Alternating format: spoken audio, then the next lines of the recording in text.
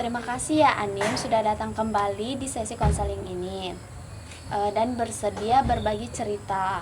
Saya ingin memastikan ruang ini aman untuk kamu. Tidak ada paksaan untuk bercerita. Kamu berhak menentukan apa yang ingin dibagikan. Untuk memulai, apa yang kamu ingin capai dari sesi ini? Aku ingin hidup normal, Bu, tanpa kepikiran masa lalu. Terus aku ingin berhenti merasa takut, tapi rasanya semua itu sulit. Ketika kamu bilang hidup normal, seperti apa yang kamu ada di dalam pikiran kamu? Bisa tidur tanpa mimpi buruk, bisa nggak gampang panik kalau dengar suara keras, dan bisa percaya lagi sama orang lain. Jadi kamu menginginkan rasa aman dalam hidup, bisa tenang, bisa percaya dan masa lalu tidak mendominasi lagi ya. Iya, saya ingin bebas dari rasa itu, Bu. Baik, Ibu ingin memahami lebih jauh tentang apa yang sedang kamu lakukan sekarang untuk menghadapi perasaan itu. Boleh cerita bagaimana hari-harimu belakangan ini? Saya menghindari banyak hal, Bu. Seperti saya jarang keluar rumah dan saya tidak suka keramaian. Terus kalau ada orang yang suaranya keras, itu saya merasa terganggu dan saya ingin marah. Terus kalau misalnya ada orang yang ngedeket sama saya, itu saya mundur dan menghindar darinya. Terima kasih sudah jujur. Sepertinya tubuh kamu sangat aktif menjaga kamu dari hal-hal yang terasa mengancam. Apa yang biasanya kamu lakukan saat mimpi buruk atau flashback itu muncul, Anim? Saya menangis, lalu saya menyalahkan diri sendiri.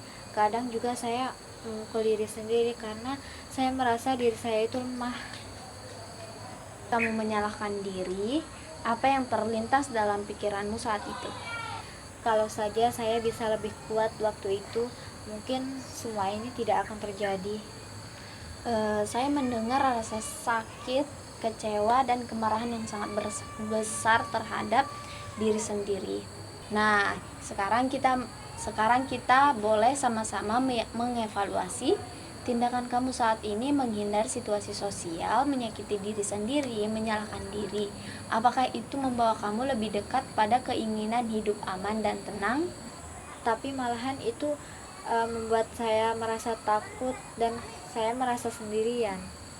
Nah, jadi kamu menyadari bahwa meskipun perilaku-perilaku itu muncul sebagai bentuk perlindungan tubuh terhadap ancaman, tapi pada akhirnya tidak membantu kamu mencapai rasa aman yang kamu inginkan ya. Iya, saya sadar itu, tapi saya tidak tahu cara lain.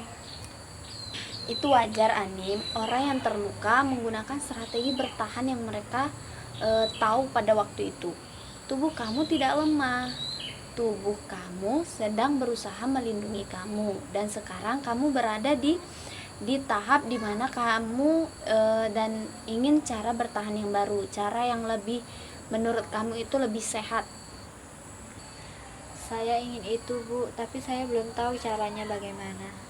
Nah, kita tidak perlu melakukan perubahan besar sekaligus. Reality terapi menekankan pilihan-pilihan kecil yang bisa kamu kendalikan. Mari kita mulai dengan rencana yang konkret, sederhana, dan aman untuk kamu. Kalau kamu siap, kita bisa buat rencana untuk minggu ini. Baiklah, Bu, saya siap mencoba. Nah, kita akan melakukan ketika pikiran semua salah saya muncul. Apa kalimat yang lebih akurat dan lebih sportif yang bisa kamu pilih? Mungkin saya bisa melakukan yang saya bisa waktu itu. Itu kalimat yang penuh keberanian. Kita jadikan itu kalimat pengganti ya, Anim. Nah, saat panik datang, apa tindakan sederhana yang bisa kamu pilih selain menangis atau menyakiti diri? Mungkin tarik napas dalam 5 kali, Bu. Baik, itu tindakan yang pengganti yang realistis dan kamu bisa mengendalikannya. Untuk membantu kamu membangun rasa aman itu, kita tidak langsung menuju ke keramaian. Menurutmu langkah sosial paling kecil yang cukup nyaman menurut kamu itu apa? Mungkin dengan membalas chat teman dulu tapi tanpa bertemu. Bagus, satu pesan ke satu orang itu sudah sebuah kemenangan loh Anim. Dari 1 sampai 10, seberapa yakin kamu bisa melakukan tiga rencana di minggu ini? Mungkin 7, Bu. 7 berarti punya komitmen. Dan kalau minggu ini hanya 1 dari 3 yang kamu sebut tadi, rencana kamu yang berhasil, itu tetap kemajuan, bukan kegagalan ya. Terima kasih ya Anim, hari ini kamu memilih keberanian, bukan ketakutan. Saya ingin kamu ingat satu hal. Terima kasih ya Anim, karena hari ini kamu memilih keberanian, bukan ketakutan. Saya ingin kamu ingat satu hal. Trauma bukan kegagalan. Trauma adalah sesuatu yang terjadi padamu, bukan direncanakan olehmu. Kita akan bertemu minggu depan untuk mengevaluasi rencana, bukan untuk menilai, tapi untuk membantu kamu semakin dekat dengan hidup yang kamu inginkan. Terima kasih ya, Bu. Saya lebih merasa didengar dari sebelumnya. Kamu pantas merasa didengar. Kamu tidak sendirian. Saya percaya kamu bisa pulih kembali.